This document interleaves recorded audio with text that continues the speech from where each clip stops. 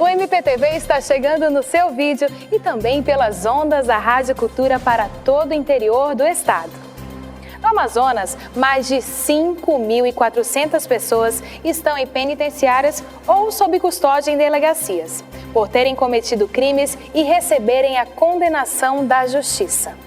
De acordo com o Anuário de Segurança Pública Brasileira, elaborado pelo Ministério da Justiça, em 2010 havia quase 259 presos para cada grupo de 100 mil pessoas no estado. De acordo com o Instituto de Pesquisas Econômicas Aplicadas, IPEA, o custo de cada condenado para o estado é da ordem de R$ 1.118,28. E este é o assunto de hoje aqui nos nossos estúdios e também nas nossas reportagens. Execução penal. Antes, vamos ler uma matéria sobre o mutirão carcerário, uma iniciativa do Conselho Nacional de Justiça que envolve o Tribunal de Justiça, o Ministério Público e outros órgãos para acelerar os processos que envolvem os detentos. Mutirão é uma palavra de origem indígena usada para designar o trabalho coletivo onde as pessoas não são remuneradas. É focado neste conceito que o Tribunal de Justiça do Estado do Amazonas desenvolve o projeto Mutirão Carcerário, iniciativa do Conselho Nacional de Justiça em parceria com órgãos como o Ministério Público. O projeto atende detentos que cumprem pena nos 4 presídios existentes na capital. O mutirão faz parte do programa Monitoramento Carcerário, de responsabilidade do desembargador Sabino Marques da Silva. O monitoramento é composto por 4 projetos, chamados de ações. São eles o Começar de Novo, que prepara o detento para o mercado de trabalho com a oferta de cursos em parcerias com instituições, o Reeducação, voltado para quem está em liberdade provisória, a Advocacia Voluntária, que envolve estudantes de direitos de 6 instituições de ensino superior de Manaus com a oferta de serviços grátis para os detentos que não possuem advogados, e o CRAC Nem Pensar, que orienta sobre os malefícios da droga.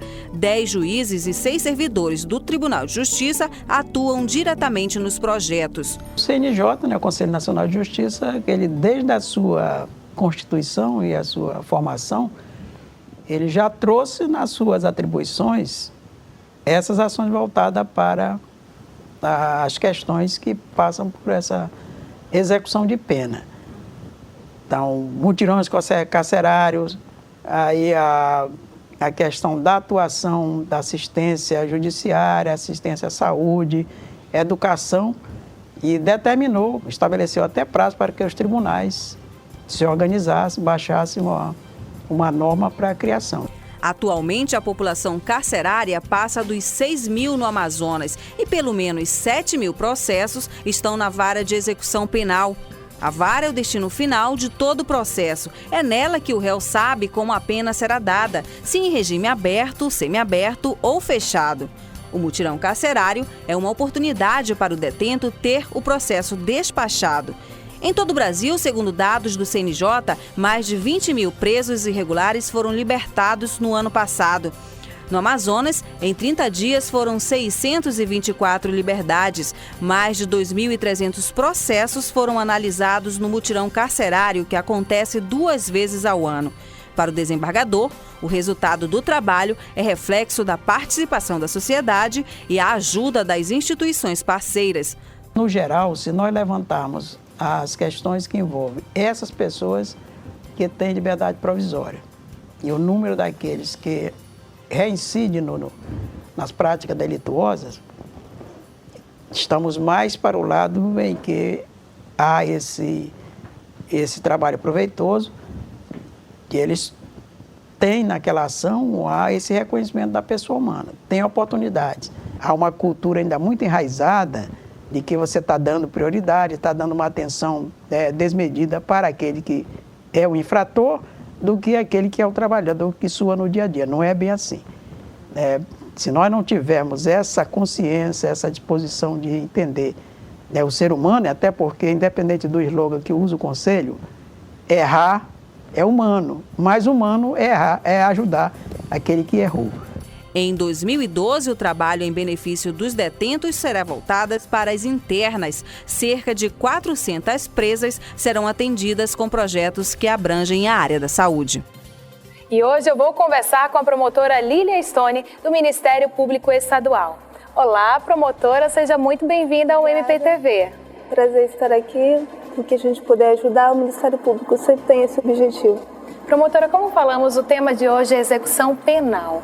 Defina ao nosso público o que é e como funciona a execução penal. A execução penal, o próprio nome já diz, ela cuida exatamente do acompanhamento do cumprimento da pena. No que pertine ao Ministério Público, a participação do Ministério Público é mais em relação a como o condenado ele cumpre todos aqueles requisitos estabelecidos pela própria Lei de Execução Penal, né? Digamos assim, a Lei de Execução Penal ela estabelece direitos e deveres dos condenados, dos apenados, assim. Então, o Ministério Público, a partir da sentença transitada em julgado, que é quando começa a execução da pena, o Ministério Público cuida para que todos os direitos do preso sejam assegurados, mas cuida também para que todos os deveres sejam por eles praticados. Certo. E os avanços nessa lei de execução penal, promotora, para garantir os direitos do condenado? Tivemos muitos avanços? Quais são? Na verdade, a própria lei de execução penal ela já é um grande avanço, né? Se você for pegar a história antiga das prisões, você pegar os livros que contam a história do crime, da pena, dos condenados, você vai ver que muitos dos presos, eles morriam dentro de celas, né? Então, eles tinham uma condição subhumana. A lei de execução penal, ela veio exatamente trazer, né, e garantir que um preso condenado, ele não fosse esquecido como pessoa humana, que ele continuasse tendo algumas garantias fundamentais, inclusive previstas na nossa própria Constituição, como direito a receber visita, direito a banho de sol, direito a progredir de regime conforme o comportamento que ele apresenta, um trabalho externo, dependendo do regime em que ele cumpre a pena. Então, todas as garantias que antes da lei de execução penal não existiam. No processo criminal e no julgamento, nós sabemos que o Ministério Público tem uma função vital, né? Está muito presente. E no processo de execução penal, como é que funciona meio que o passo a passo do Ministério Público dentro desse processo de execução, para que o nosso telespectador entenda direitinho qual é o papel do Ministério Público na execução penal? A gente sempre diz que o Ministério Público ele está sempre a serviço da sociedade, né? Antes da sentença condenatória transitada em julgado, o papel do Ministério Público é pela sociedade.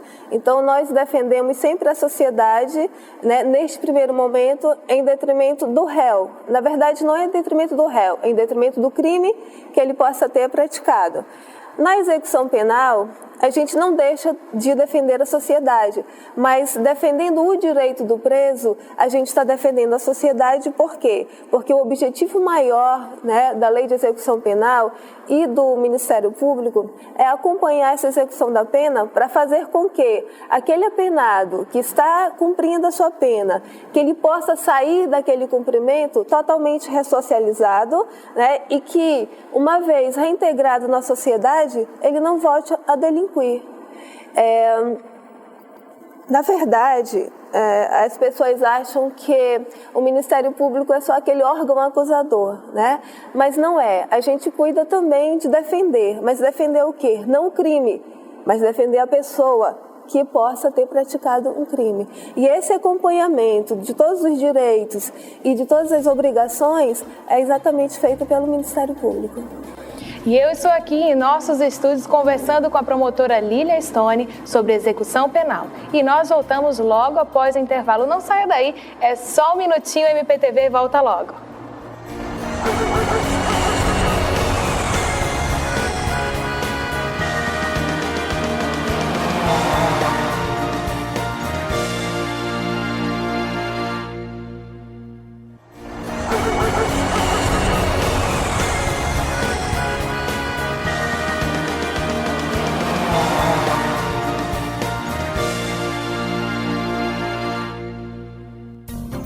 A execução penal é a última etapa de um processo.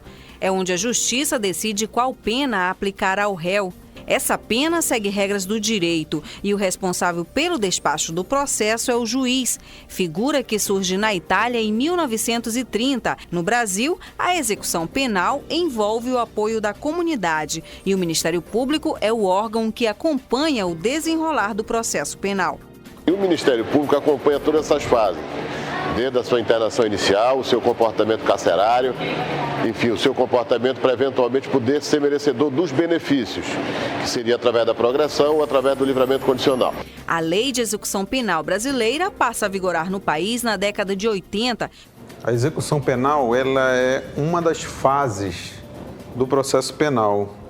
O preso, o condenado, na verdade, ele antes de ingressar na fase de execução penal, ele passou por um processo criminal ou um processo penal. O juiz que analisou o fato tido como criminoso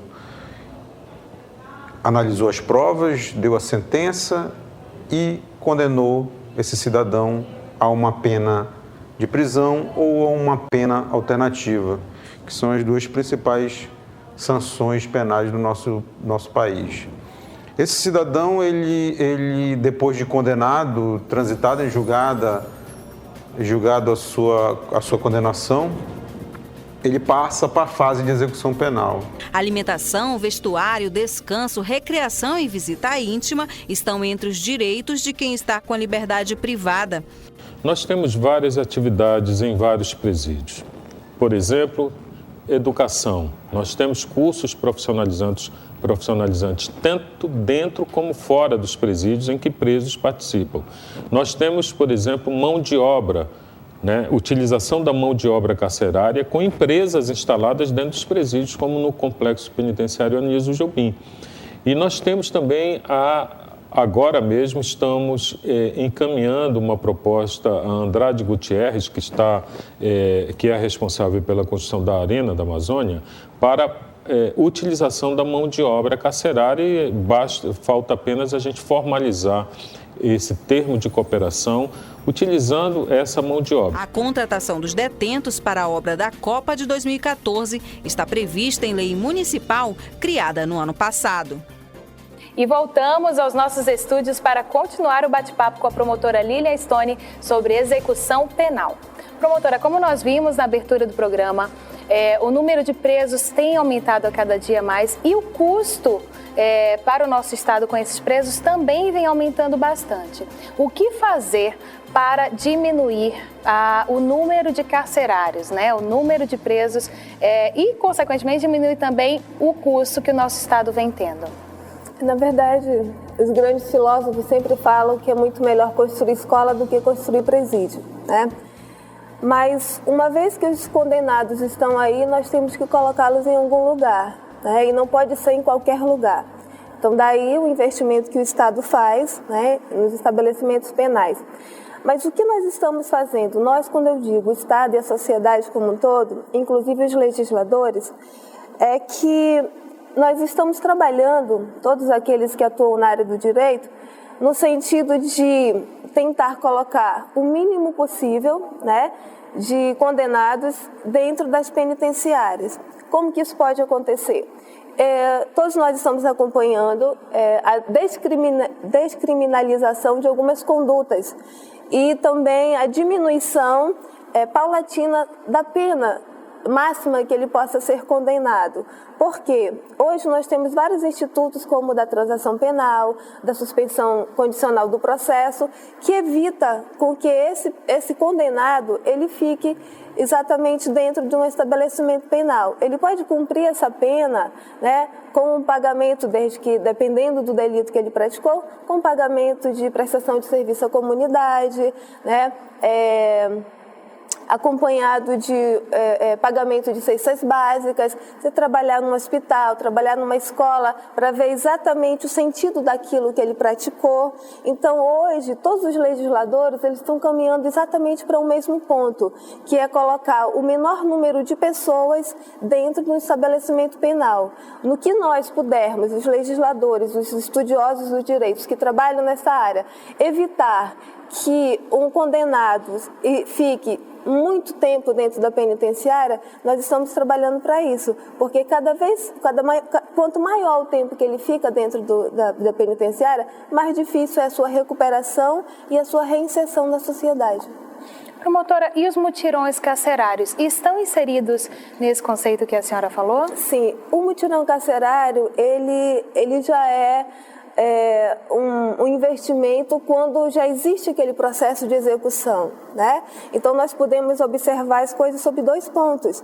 Aquele que evita que o processo de execução seja instalado e aquele quando o processo de execução já está instalado. No caso dos mutirões, é quando já existe um processo e que esses mutirões ocorrem para que sejam analisados no menor tempo possível, o maior número possível de processos, porque é possível que aconteça de algum preso condenado já ter direito a uma progressão de regime, onde ele pode trabalhar durante o dia e se recolher durante a noite, né? E, devido a um número muito, muito alto de processos, a gente individualmente, o promotor não tem condição de, assim como os defensores, analisarem um montante maior de processos. E o mutirão ele vem exatamente nesse sentido. O sistema carcerário pode ser considerado satisfatório aqui no nosso estado? Olha, eu penso, como promotora de justiça titular de uma das promotorias que atua junto à vara de execução penal, que nenhum sistema carcerário ele é satisfatório. Nenhum. Porque nós estamos... Eu penso que a execução penal ela é uma coisa viva, ela está sempre evoluindo. Então, a gente nunca pode entender um sistema carcerário como satisfatório. A gente sempre tem que buscar algo mais, né? Tem muita coisa, questão social que pode ser trabalhada dentro do estabelecimento penal, para que, como não existe o trabalho para todos, né? Então, a gente tem que selecionar, é aí que também entra o papel fundamental do Ministério Público, do promotor de justiça, selecionar aqueles presos que têm um melhor comportamento, né, que são cumpridores das regras, para que eles possam ser beneficiados com o trabalho, porque a cada 3 dias de trabalho ele reme um dia de pena. E os outros que não têm essa oportunidade, até que têm um bom comportamento, né, não tem oportunidade porque o próprio sistema não oferece isso. Não é porque o governo não quer, não é porque o Ministério Público é mau, não é porque realmente não tem a condição para que essa situação ela se realize. Então, na verdade, nenhum sistema penitenciário ele é satisfatório. A gente está sempre buscando algo mais, está sempre buscando evoluir. Promotora Lília, e com relação, lembrando que o nosso programa é transmitido pela Rádio Cultura para todo o interior do estado do Amazonas, nós queremos saber com relação à situação no interior, já que muitos municípios não têm o sistema penitenciário. Nós temos, a maioria dos nossos municípios, na verdade, ele não possui presídio, né? Então, muitos condenados no interior, eles cumprem pena em delegacia. E existe uma determinação do Tribunal de Justiça do Amazonas em que até 8 anos de condenação o preso pode cumprir pena no interior. Mais de 8 anos ele deve vir para a capital, para cumprir pena num presídio da capital. Mas, na verdade, na prática, a gente tem que examinar cada caso, né? Por quê? Porque tem muito preso que é condenado a menos de 8 anos, mas não tem família no interior, não tem a menor condição porque o interior não oferece um presídio, ele tem que ficar numa delegacia. A delegacia do interior às vezes se resume a 2 celas, né? E nós temos que ter uma cela separada para mulheres, para criança e adolescente, à medida que eles forem apreendidos, e a gente tem que encaminhar para um conselho tutelar. Então, cada caso é um caso que tem que ser administrado, né? Visto de forma particular. Mas o que ocorre é que muitas delegacias têm servido, sim, de presídio nos interiores, exatamente por essa falta de presídio, né? Foi discutido juntamente com o Conselho Nacional, o Ministério Público do Estado do Amazonas, o Tribunal de Justiça do Amazonas, no sentido de se criar polos onde pudéssemos colocar esses presos condenados que têm família naqueles interiores mais próximos, para que eles possam ter o direito de receber visita da família, receber visita íntima, ter um acompanhamento da pena perto da sua família. Então, esse é um projeto que nós ainda estamos trabalhando e, quiçá, nós conseguimos realizá-lo. Aí uma ótima notícia para você do interior do estado. Promotora, de que forma a comunidade pode participar do procedimento de execução penal? Nós temos duas situações onde a participação da sociedade é fundamental, né? Uma é quando o preso cumpre a sua pena, não deve mais nada à justiça, tampouco à sociedade. E nesse momento em que a sociedade precisa recebê-lo como uma pessoa do seu meio e não como uma pessoa que foi alijada da sociedade. Então, nós, como Ministério Público, nós sempre orientamos as pessoas a permitirem que o preso, o ex-preso, no caso, que procure um emprego, que seja dado a ele essa segunda chance, né? Que ele não seja olhado sempre com aquele olhar pejorativo, aquele peso, que ele não guarde esse peso com ele, que a própria sociedade tire esse peso dos ombros do ex-condenado. No outro sentido, numa outra direção, nós pedimos também que a própria sociedade ajude o apenado ainda no processo de execução da pena, quando das visitas, quando de ações sociais, que eles sejam incluídos. No caso das visitas, que as pessoas que vão visitar esses condenados não facilitem a prática de outros crimes dentro dos próprios presídios, como levar droga, bebida, armas para dentro do presídio. Então, essa participação, essa conscientização da sociedade é fundamental para que o apenado saia de lá exatamente com o objetivo alcançado pela Lei de Execução Penal, a sua recuperação. Promotora Lília, eu tenho certeza que esses esclarecimentos foram de grande valor ao nosso telespectador. Muito obrigada pela sua visita e volte sempre. Agradeço em nome do Ministério Público, nos colocando sempre à disposição caso haja necessidade. Obrigada. E depois do intervalo eu volto com mais MPTV. É rapidinho, não sai daí.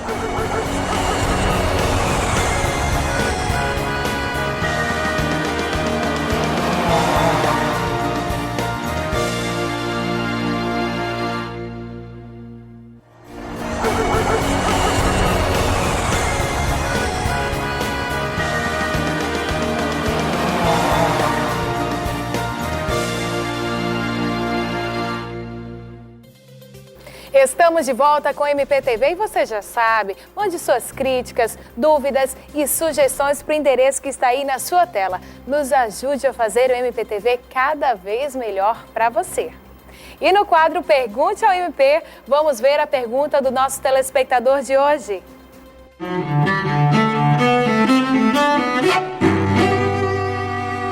Meu nome é Daniela Souza, moro no bairro da Colônia Santo Antônio e gostaria de saber se o Ministério Público fiscaliza a lei das filas nos bancos.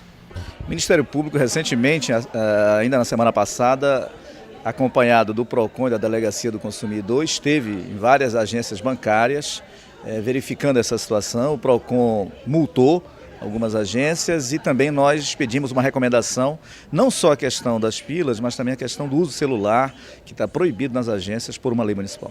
E no Tome Nota, vamos com a dica da promotora Anabel Vitória de Mendonça.